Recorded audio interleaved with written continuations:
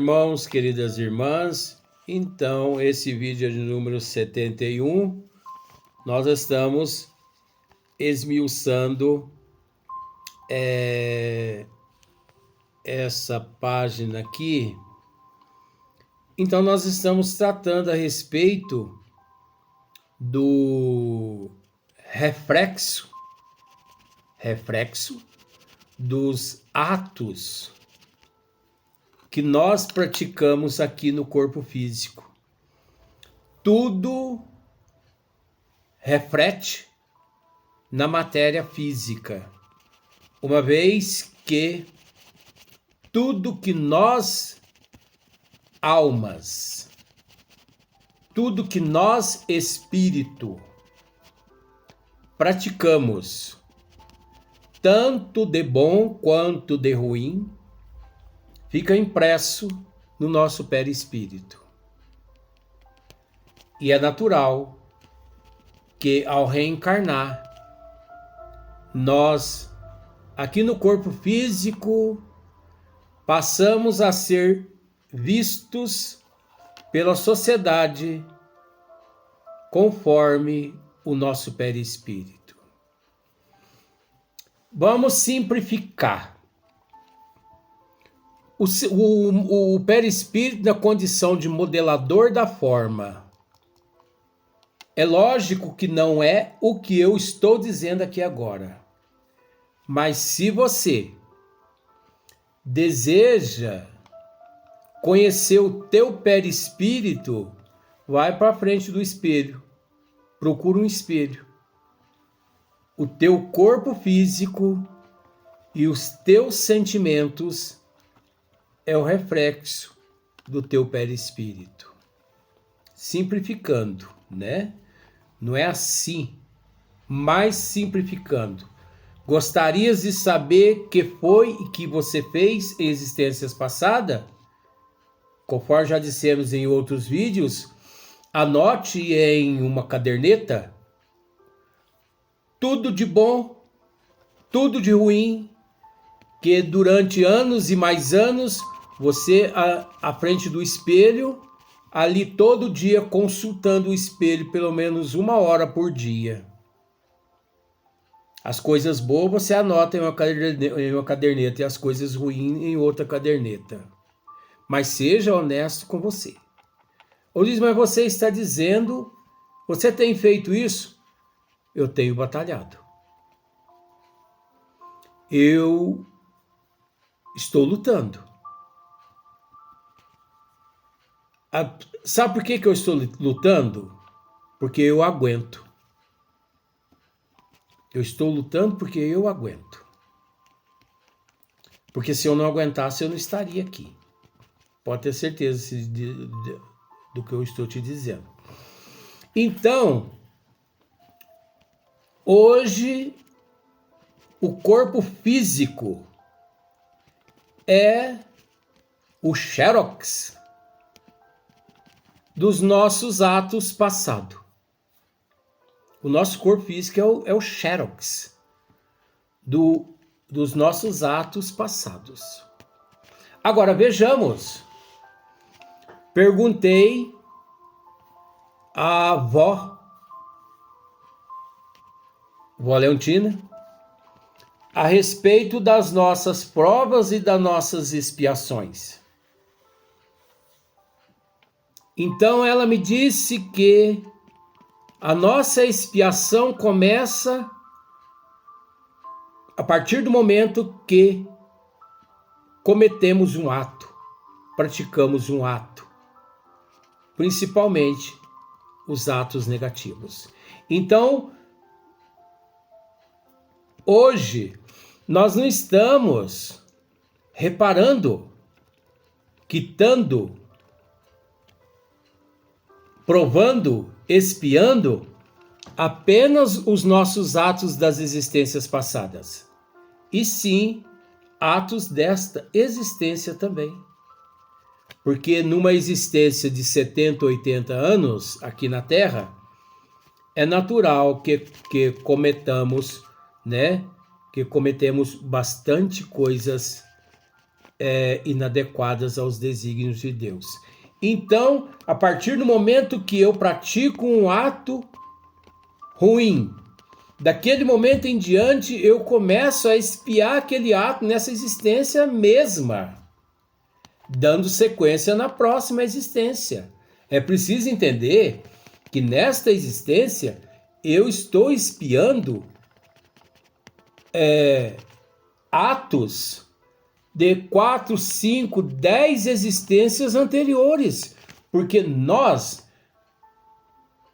não temos capacidade de expiar os nossos atos todos em uma só existência.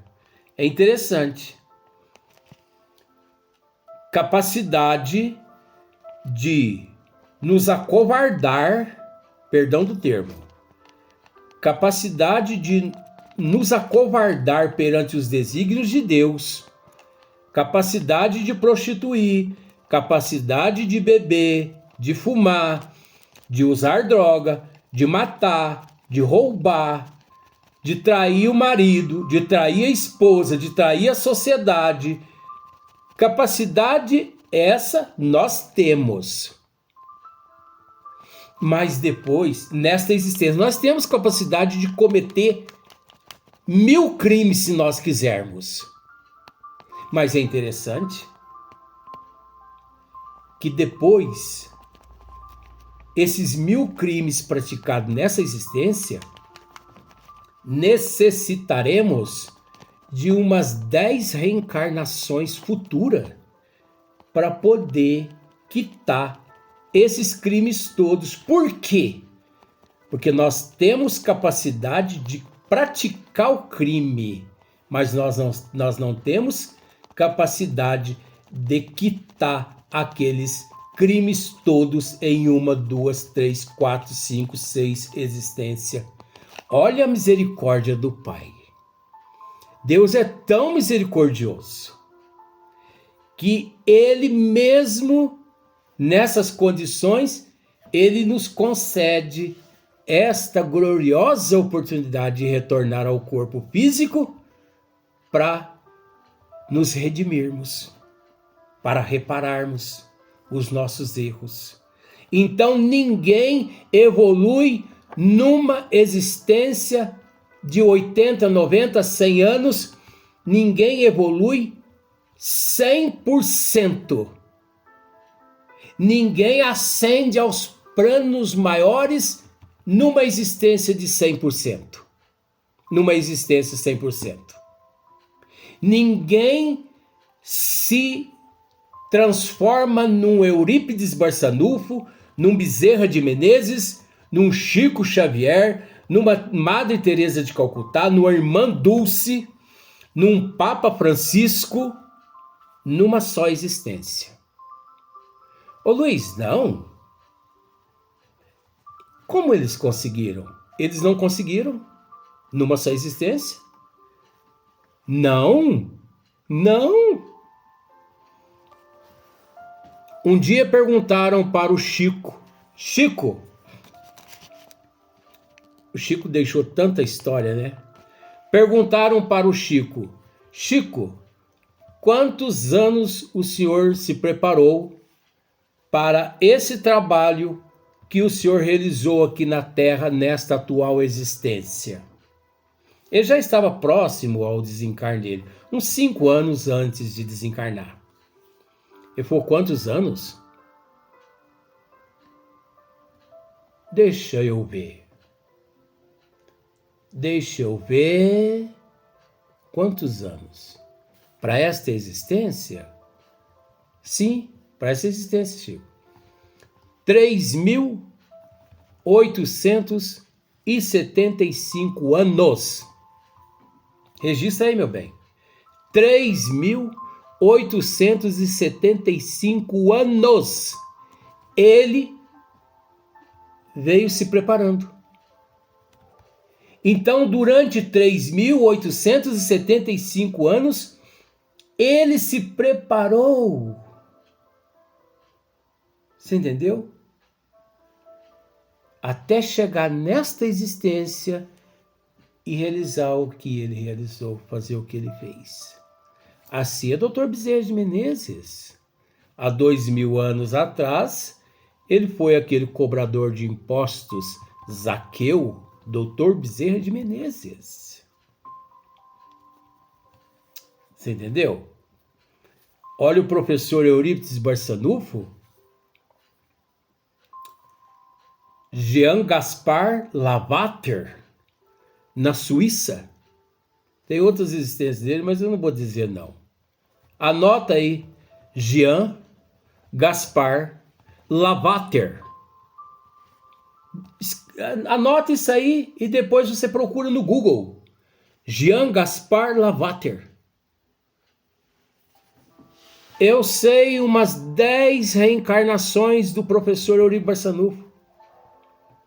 Uma delas, no livro parece que, não se me fala agora, porque são tantas informações, Ave Cristo, na pele do escravo Rufo.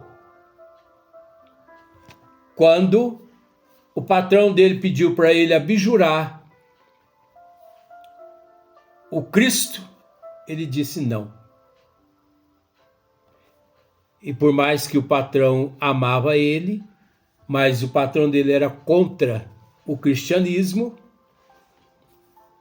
mandou amarrar ele no lombo dos animais e durante algumas semanas pedaços do corpo dele era encontrado pela invernada. Rufo. Conta-se a história, livro de Eigorina, A Grande Espera, Marcos. Conta-se a história que o professor Eurípides, na pele de Marcos, foi o primeiro cristão a entregar sua vida física em nome de nosso Senhor Jesus Cristo. Mais uma só. O profeta Daniel é o professor Eurípides Barçanufo, profeta Daniel, lá da época de Nabucodonosor. Olha só para você ver. Eu podia estar dizendo mais aqui, mas não cabe. Veja bem. Então, ao deparar com alguém, bata os olhos nele. Repare o físico dele. O corpo físico dele. O comportamento moral. O comportamento ético. O caráter. Significa o que ele foi em existências passadas. Porque não devemos nos preocupar apenas só com a questão física. É preciso reparar a ética, a moral. Porque quantos milhões de pessoas que fisicamente são perfeitas, mas que são ditadores, são torturadores. A esses foi dada a oportunidade de retornar ao corpo físico para fazer diferente do que fizeram em existências passadas, porque eles conseguiram rever ou reaver perante a contabilidade divina, mas retornando ao corpo físico, puseram tudo a perder. Então não basta você olhar para aquela moça ou para aquele moço e pensar, nossa, mas que corpos lindo, perfeito, olha, não tem uma verruga. Mas e a moral daquela pessoa? E o caráter daquela pessoa? E a personalidade daquela pessoa? E as atitudes daquela pessoa? A pessoa é perfeita fisicamente, mas é arrogante, egoísta, orgulhosa, é avarenta. É uma pessoa sovina. Enfim, é aquela pessoa insuportável, é aquela pessoa que xinga com a facilidade imensa, é uma pessoa nervosa, é uma pessoa bruta, é uma pessoa que se magoa fácil, que fica enfurecida, que emburra. Enfim, Luiz, mas tudo isso faz parte? Tudo isso faz parte, olha. Como se diz o ditado, tudo isso faz parte do cardápio. Então é preciso encontrar, bater os olhos na pessoa e reparar tudo isso. Aí você pode me perguntar assim, me dizer assim, quer me perguntar, né? Me interrogar assim. Ô Luiz, mas aí isso não seria reparar as pessoas? Não, isso chama-se estudo. Mas é preciso realizar esse estudo depois que você fizer esse estudo em você. Porque Sócrates, ele leu no pórtico de Delfos, conheça-te a ti mesmo. Será que eu me conheço? Será que você se conhece? Eu assumo, eu ainda não me conheço. Por isso eu nem ouso a analisar as pessoas, por mais que devido às minhas sensibilidades, devido aos meus dons mediúnicos, de vez em quando eu confesso, de vez em quando eu analiso algumas pessoas. Mas você analisa as pessoas e você se frustra, você se decepciona depois desse estudo? Não, de forma alguma.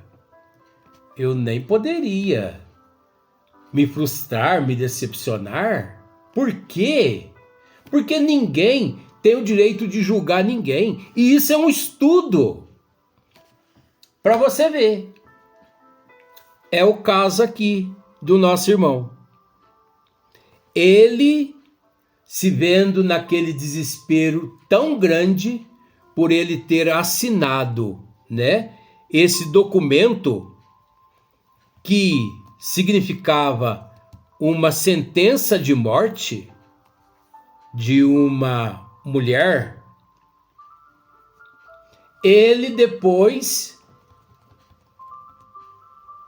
sentia que alguém o contemplava, quer dizer, o observava de longe.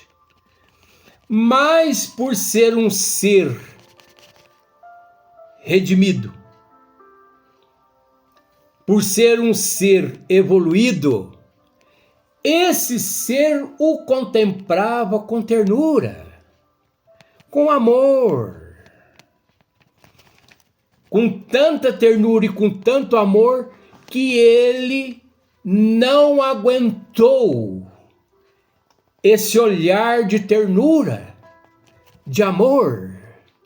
E ele pediu: tire da minha frente esse papel, essa pena, tire da minha frente esse documento.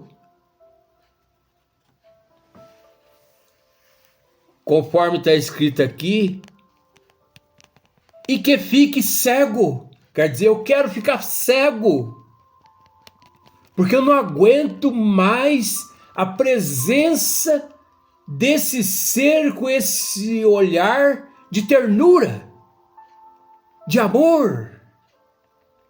Isso me queima a minha alma, o meu espírito. Eu estou sendo torturado pela minha própria consciência. Isso é eu incrementando, né, os pensamentos dele. Olha aqui. Para não contemplar mais aqueles olhos, ele não aguentava ver mais aqueles olhos, então ele queria ficar cego, né? Diz que matou uma santa e informa uns são canonizados e outros queimados. Então, esse ser, ele foi muito, entre aspas, aqui no corpo físico, ele foi uma pessoa muito poderosa na época. Lá na Inquisição, eu estou deduzindo a época da Inquisição, porque olha aqui o que ele diz aqui, ó. Diz que matou uma santa e informa uns do que ele matou, que ele assinou a sentença de morte. Uns são canonizados e outros queimados. Então ele matou muita gente.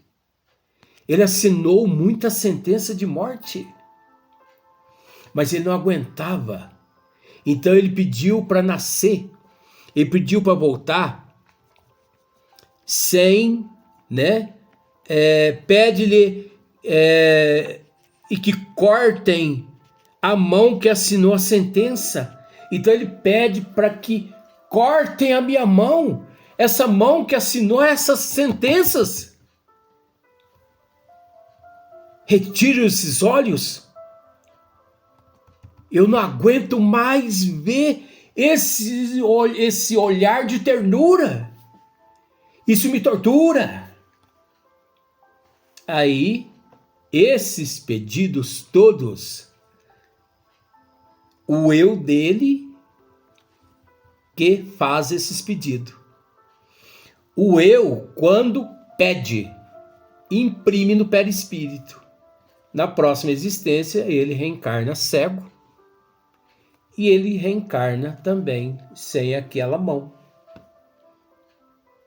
Você já percebeu que tem algumas pessoas que nascem só com um toquinho? Perdão, tá? Eu sabia o nome, mas eu esqueci. Mas tem pessoas que nascem sem a mão e sem essa parte, só daqui para cima. Um toquinho só aqui, ó. Perdão do termo, tá? É que são muitas informações. Então aqui eu tenho que peneirar todas essas informações para poder colocar aqui dentro. Não é brincadeira a minha parte aqui, porque a responsabilidade de quem fala é muito grande.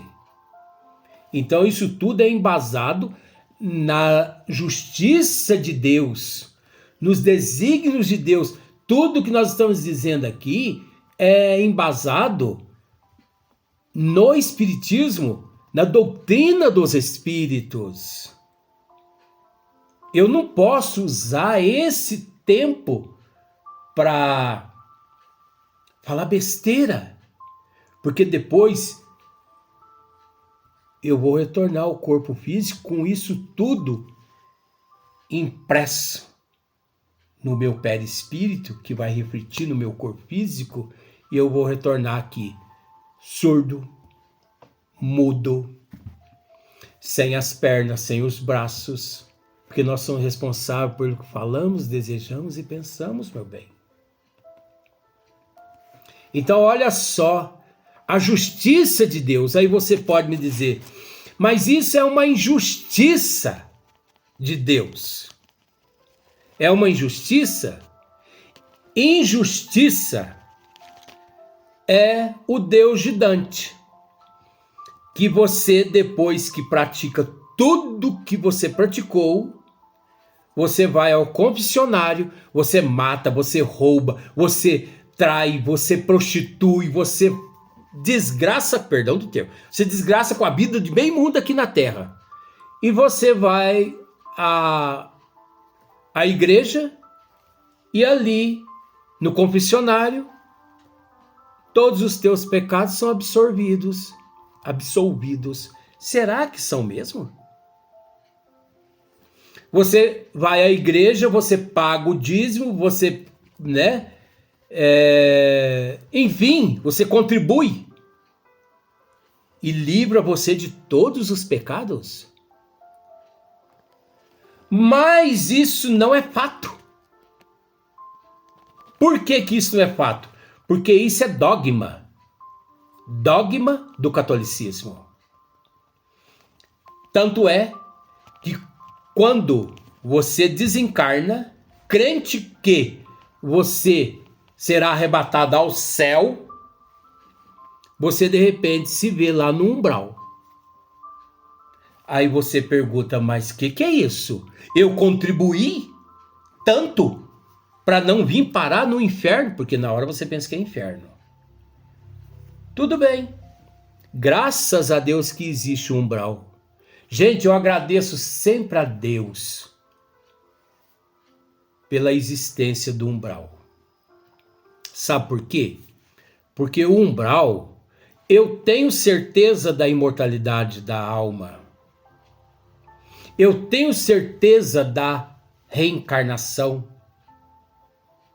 Eu tenho certeza que por mais tempo que eu permaneça no umbral, um dia alguém me retira de lá e me prepara e me bota novamente na fila da reencarnação. E eu retorno ao corpo físico para mim me redimir, para me expiar, para me reparar o que eu pratiquei. Graças a Deus que existe o umbral. Agora, sabe por que eu dou graças a Deus porque existe o umbral? Por esses motivos. Agora, veja bem. E se fosse o contrário? E se existisse o inferno? Onde você é jogado de ponta cabeça ou não, mas de lá nunca mais você sai.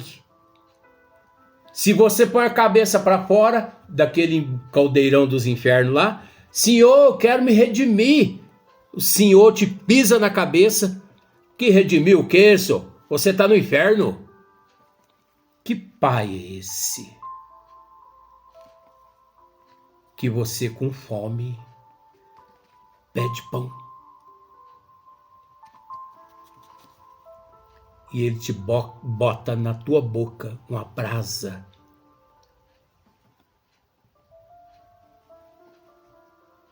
Ou um copo, você está com a sede imensa. Pai, me dê água. E ele te bota na tua boca um copo de ácido muriático para você beber. Um copo de soda. Que pai é esse? Isso não é pai. Isso é um monstro. Isso é o cão. Isso é o demônio. Isso não é papel de Deus. Justamente aquele Deus que te criou, justamente esse Deus que te criou, te bota no caldeirão do inferno e não te dá a oportunidade de redimir. Esse Deus que te criou incentivou Noé, na mitologia, a se transformar no maior dos assassinos que já existiu na face da terra. Ele é tão covarde, esse Deus é tão covarde, que ele criou a humanidade. E ele queria ser amado e respeitado pela humanidade, pela sua criação. Mas ele é tão covarde que ele não teve coragem de eliminar, de matar as pessoas. Ele teve capacidade de criá-las, mas ele não teve capacidade de matá-las. Por isso ele elegeu vamos em aspa, coitadinho, Noé, que construísse uma arca e botasse nela um casal de cada espécie que existe na terra. Coitadinho de Noé, se essa história fosse verdade, ele estaria até hoje né, colocando seres dentro dessa arca, porque naquela época não existia o telescópio, não existia o microscópio. Como que ele conseguiu, hein? E ele fecha essa danada dessa porta dessa arca. E milhões de pessoas foram mortas, soterradas pelo falso dilúvio. Noé ajudou Deus a matar milhões de pessoas. Pois Deus de Dante continua matando até hoje. Quantos milhões de bombas, de armas, são benzidas e fluidificadas com água benta pelos bispos, pelos papas e pelos padres, que antes dessas armas ir à guerra para destruir milhões de pessoas, são benzidas com água benta pelos papas, pelos padres, pelos bispos, arcebispos e tudo mais. Que Deus é esse? Esse Deus é injusto quando permite? Que Deus é esse que não permite que a sua criação possa se redimir? Aí vem lá o Deus da questão do Livro dos Espíritos, questão número 1.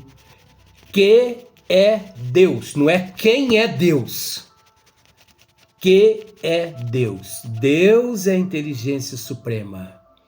É a causa primeira de todas as coisas. Não é o Deus morfológico de Dante.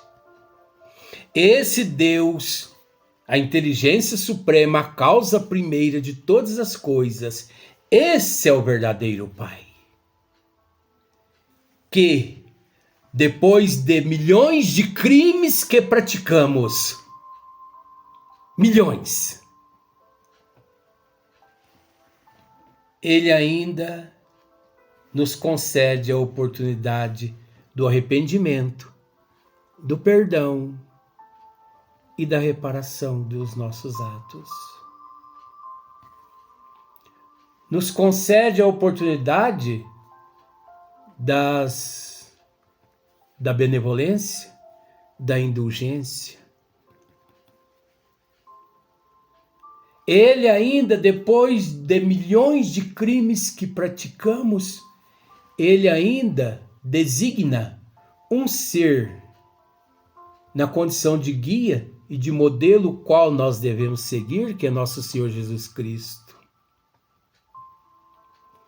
Depois de milhões de crimes que praticamos, ele ainda nos recebe na condição de filhos pródigos, nos dando a oportunidade de retornarmos ao corpo físico, através da reencarnação, trazendo esculpido no nosso corpo físico o reflexo dos nossos atos praticados em existências passadas, para que possamos, mediante todos aqueles que nós ferimos, que possamos nos redimir.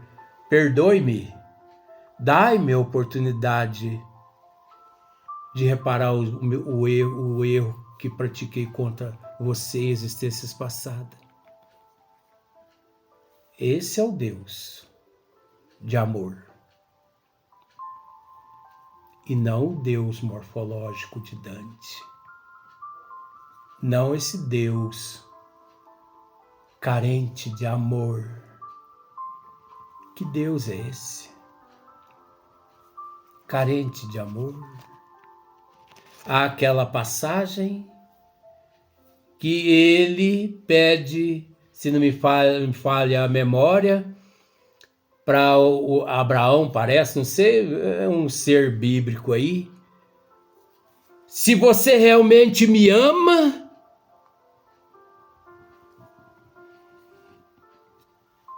sacrifique o teu filho por amor a mim. Prove-me que você me ama. E aquele ser humilde prepara tudo para matar o filho dele. E na hora que ele vai para matar o filho, esse Deus demônio, pare! Por quê, Senhor? Porque agora eu tenho certeza de que você realmente me ama. Ah, pelo amor de Deus, gente. Pelo amor de Deus, por isso que eu digo que esse Deus é o demônio. É o cão que governa a cabeça dos pobres de espírito, realizando lavagem cerebral em milhões de pessoas aqui na Terra, e ninguém para enxergar que esse Deus é o próprio demônio sustentado pela própria humanidade, que ainda o venera, que ainda o ovaciona. Pelo amor de Deus, gente, tire essa venda dos olhos. Enxergue enquanto é tempo. Não permita ser conduzido por um demônio desse.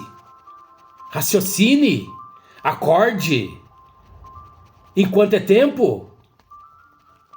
Porque se você não acordar agora, você permanecerá milênios e milênios na cegueira. Até o próximo vídeo.